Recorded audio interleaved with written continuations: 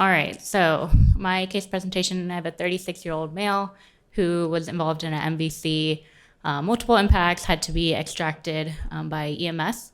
He presented, was intubated and sedated in the trauma bay, noted to have a punctate wound over the lateral aspect of his thigh on the left side, and a palpable dorsalis pedis pulse. He had multiple other injuries, including on the right side, he had an open knee dislocation through which you could actually see the popliteal artery, which was clamped in the trauma bay.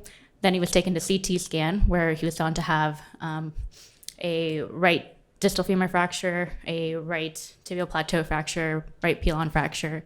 And then on the left side, this is a CT scout image that shows the left intertrochanteric femur fracture, mid-shaft fracture, and distal femur fracture.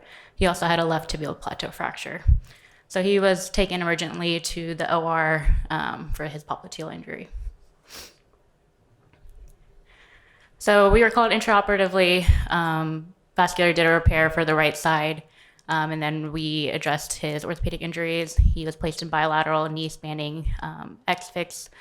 On the left side, it was noted that he had some swelling and was hypotensive, so the decision was made to do thigh fasciotomies on the left side.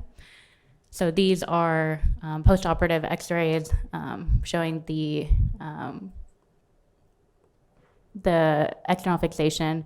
The CT recon was done without weights on, so after the X-fix was placed, he was put into traction. So that's why there's a little bit of displacement between the two images. Okay, before we proceed, anybody have questions so far?